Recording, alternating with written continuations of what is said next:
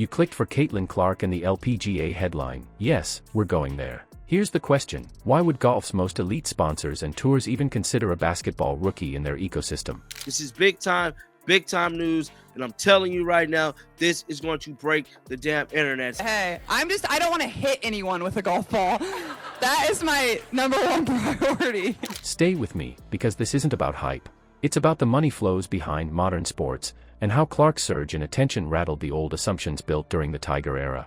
By the end, you'll see exactly how a women's hoop star can create cross-sport leverage, and why the comparison to Tiger Woods suddenly makes business sense.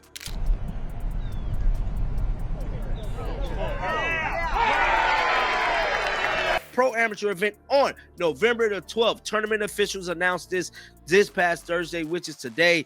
Before we move on, I'd like to ask you a small favor. If you appreciate this content, please take a second to like this video and subscribe to the channel. Over 98% of you watch the videos without subscribing. It costs you nothing, but it makes a huge difference to us. So, did you click the subscribe button? Great. Thank you so much. Now, back to the video.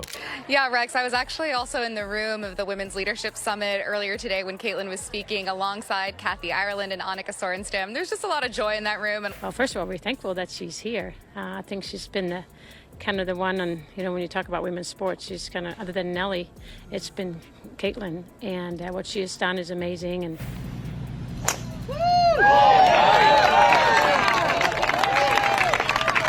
if golf owned the gold standard for athlete market power since Tiger, why did brands assume women's basketball couldn't sit at that table? Golf trained marketers to chase global reach, long broadcast windows, and high-income viewers. The sponsors lined up across equipment, luxury watches, private aviation, banks, and autos. Those categories poured in because the audience skewed older, wealthier, and loyal to brands that shaped who got the mega checks. The pipeline favored athletes who touched boardrooms, clubhouses, and corporate retreats. Usually, I'm just praying to break 100, so, yeah. That's a lot of us in this room. Yeah. You're with Annika Sorenstam, Yeah. I believe Nelly Korda is rounding out the Pro-Am group for you guys, so, yeah. What's your lowest round? Oh, God. Can you get into this? I can get in the mid-80s if I'm lucky, yeah. She's in very, very good hands. It's okay. I'm a good sport about it, hey. Meanwhile, the WNBA got graded on smaller TV windows, short seasons, and tight arena inventory. Executives pointed to ratings volatility, modest gate numbers, and limited retail distribution and built a ceiling. If merchandise wasn't everywhere and national windows were scarce, they argued the upside had a cap. That logic kept endorsement money clustered in lifestyle wear and regional deals instead of big national plays. People can't, you said it earlier, the Caitlin Clark effect. Yeah. And I feel like Caitlin Clark has to toughen up, and she has to look at herself in the mirror and realize this is your brand, this is something that you built, and only you can fix it. Wanting to get a glimpse as well, everybody just truly the excitement. I mean, Karen talked about it, all the people that have flown down here. I mean, the first tee was crowded at 7 a.m. Yeah. Tiger set the benchmark. He stacked equipment, auto, finance, and luxury into one unified halo. When he teed it up, brands bought weekends of coverage and days of shoulder programming. The model wasn't only about winning. It was about visibility that touched every hour of a broadcast and every ad break. Golf's machine runs on hospitality dollars and access. Pro AMS put CEOs inside the ropes. Tournaments sell suites for 4 straight days. Decision makers shake hands on fairways and then sign agreements in tents. And it was a spectacle to see, man. They broadcast it live on TV. They got big time ratings. Lots of reporters around that you normally wouldn't see on a Wednesday out here at an LPGA event. All the spectators are all waiting to get their final glimpse of Caitlin, hopefully a final autograph. Basketball doesn't offer that same corporate intimacy. 2 hours, hard stop, no tee sheet, no morning rounds with clients. Women's hoops had avid supporters, but skeptics questioned conversion at scale.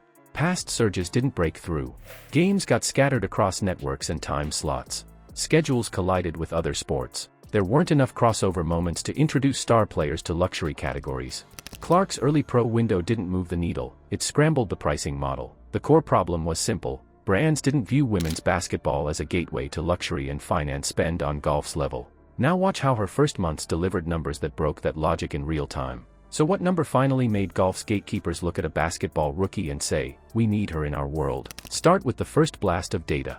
Clark's debut windows spiked past standard openings, jerseys moved faster than restocks, and the road schedule turned into a traveling sellout. Well, I'm strong and I can hit it. It's just it doesn't usually go straight. I mean, sometimes it goes straight, but Well, it's quite amazing for a Wednesday. I mean, there's so many media here from all different sort of media aspects, local news. Teams hosting her saw their socials climb in the days around the game. Not a one-off, but a pattern that repeated city to city. Sponsors thought the curiosity would cool after the first week. Instead, it stacked. Each broadcast with Clark pushed new highs against previous slots. That forced networks and teams to rethink how many premium ads they could fit, and how to price them. Inventory plans built last fall suddenly looked light. Rates that were set for mid-tier games had to jump to keep up with demand. Here's the chain reaction from one shift you could see from the outside. An opponent upsizes to a larger building for Clark's date. More lower bowl seats open, suites unlock, and hospitality menus expand. Local TV gets a stronger lead-in and a higher unit cost. Being reported that Caitlin Clark will return to the Anika to participate in the LPGA Tour. Players hanging around, waiting to see her as well. Just in general, there's a really great sort of excitement to the fact that Caitlin's been here. The sponsor board widens, then on-site activations multiply, concierge check-ins, branded lounges, player meet and greet raffles. One move touches every revenue stream. The numbers kept outperforming league baselines. Average audiences rose when she played, secondary ticket prices climbed, and national windows with Clark carried stronger reach than the surrounding schedule. That's the profile golf partners chase: predictable, affluent, and worth an appointment. Now the cross-sport logic clicks. Golf sells access to decision-makers and long viewing arcs. Clark's games started acting like premium slots, tighter windows but sticky, engaged, and valuable to categories that usually live on fairways.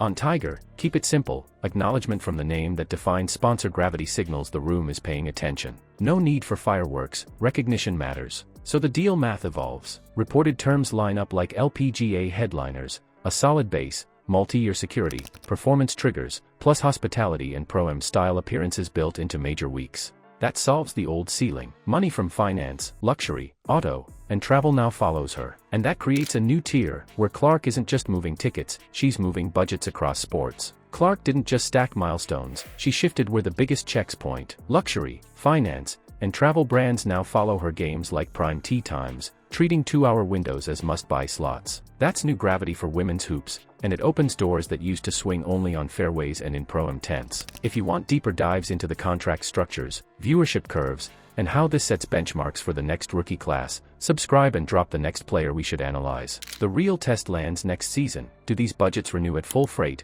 And who's the next athlete to cross that market line?